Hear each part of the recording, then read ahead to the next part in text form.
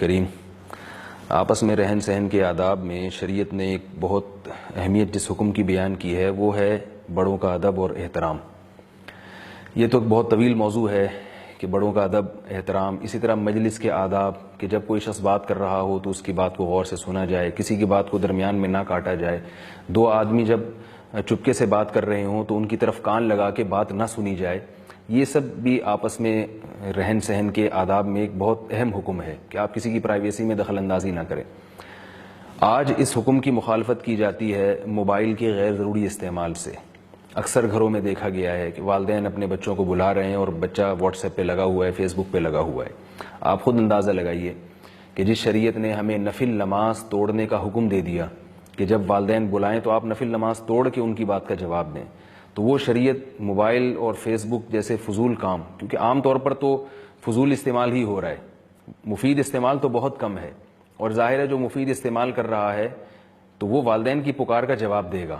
اکثر لوگ جو والدین کی پکار کا جواب نہیں دیتے وہ فیس بک پر اور واٹس ایپ پہ فضولیات میں ہی مشغول ہوتے ہیں۔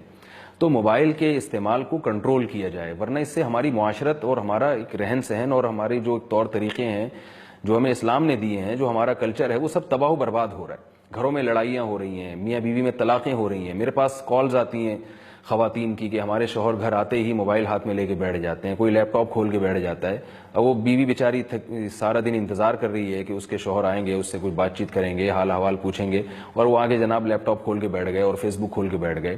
بعض مردوں کو اپنی بیویوں سے شکایت ہے کہ ہم جب گھر میں آتے ہیں تو بیگم صاحبہ تھوڑا بہت پوچھا چائے وائے کا اور اس کے بعد پھر موبائل لے کے بیٹھ گئے۔ اور ایسے کیسز بھی سامنے آ رہے ہیں کہ پوری پوری رات میاں ادھر منہ کر کے واٹس ایپ پہ لگا ہوا ہے اور بیگم صاحبہ ادھر منہ کر کے واٹس ایپ پہ باتیں کر رہی ہیں۔ تو اس کو کنٹرول کرنے کی ضرورت ہے، اس سے ہمارے گھروں کا سسٹم، گھروں کا ماحول، گھروں کی محبتیں ختم ہو رہی ہیں۔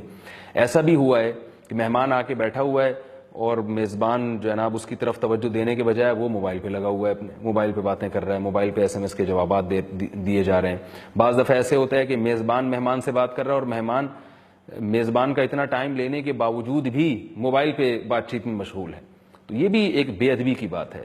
کسی نے بہت خوب کہا ہے کہ یہ موبائل فون نے دور کے لوگوں کو قریب کر دیا ہے اور قریب کے لوگوں کو دور کر دیا ہے۔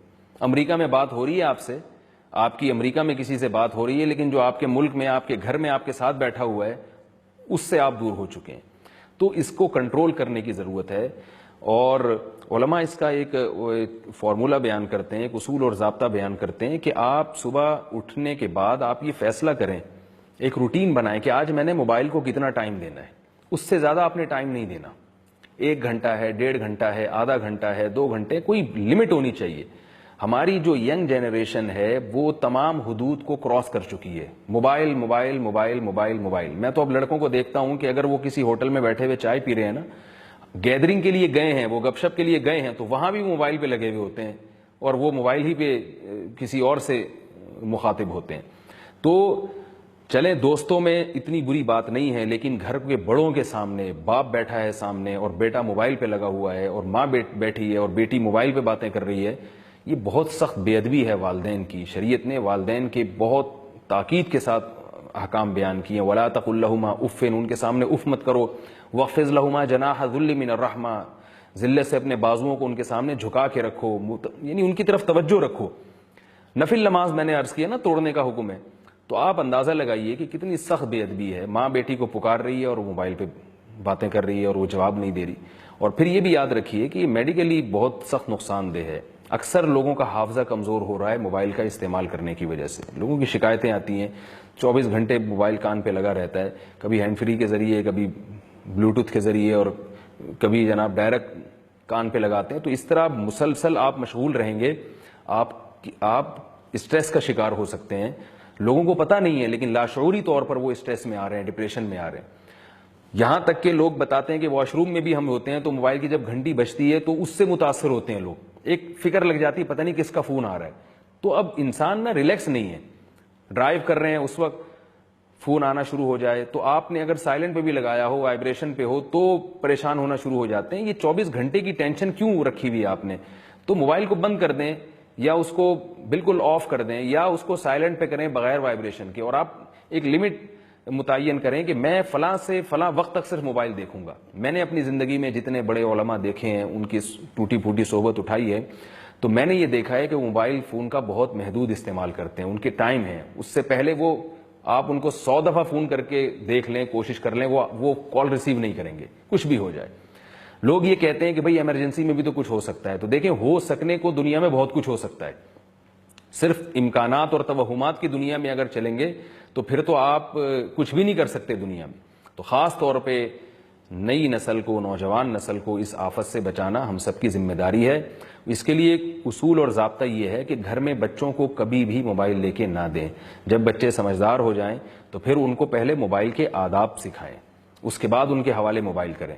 جب بھی آپ نے سنا ہوگا تبلیغ والوں سے ایک اکثر وہ بات کرتے ہیں کہ شریعت میں جب بھی کوئی کام کیا جائے تو پہلے اس کے احکام کا سیکھنا فرض ہے. جب آپ شادی کرتے ہیں تو آپ کو طلاق کے حکام پہلے پتہ ہونے چاہیے, بیوی کے حقوق پہلے پتہ ہونے چاہیے, عورت کو شوہر کے حقوق پہلے پتہ ہونے چاہیے. آپ جب تجارت کرتے ہیں تو آپ کو تجارت کے اصول اور ضوابط پہلے پتہ ہونے چاہیے. آپ جب کھانا کھاتے ہیں تو کھانا کھانے سے پہلے کھانے کے آداب سیکھتے ہیں. تو کھانے کے آداب بھی شریعت نے بتائے ہیں تاکہ ہم ایک تمیز سے زندگی گزاریں. تجارت کے آداب بھی بتائے ہیں, رہن سہن کے آداب بھی بتائے ہیں, گھر میں داخل ہونے کے آداب بتائے ہیں, سونے تک کے آداب بتائے ہیں, استنجا اور بیت الخلاء کے آداب بتائے ہیں. حالانکہ استنجا اور بیت الخلاء میں 24 گھنٹے میں 2 دفعہ جانا ہوتا ہے, سونا ہمیں زیادہ زیادہ 1 دفعہ یا 2 دفعہ ہوتا ہے. تو موبائل جو 24 گھنٹے ہماری جیب میں ہے, کیا اس کے کوئی آداب نہیں ہوں گے؟ کیا وہ بالکل بے لگام ہے؟ تو اس کے بھی کوئی آداب ہیں, اس کے بھی کوئی اصول اور ضوابط ہیں. تو اس کا ہم سب کو خیال کرنا چاہیے. الحمدللہ جامعۃ الرشید میں ہمارے اکابر اس پر بیٹھے اور غور کیا کہ بھی موبائل کا طلبہ میں بہت استعمال ہو رہا ہے اور بے لگام ہوتا جا رہا ہے, اس کو کیسے کنٹرول کیا جائے. تو تحقیق سے یہ بات ثابت آئی کہ ایسے سافٹ ویئر ایجاد ہو چکے ہیں جو آپ کے موبائل کو کنٹرول میں لے آتے ہیں. ایسے سافٹ ویئر ہیں کہ جیسا مثال کے طور پر آپ وہ سافٹ ویئر انسٹال کر دیں تو واٹس ایپ آپ اگر چاہیں گے 1 گھنٹہ چلے تو 1 گھنٹے کے بعد وہ چلے گا ہی نہیں.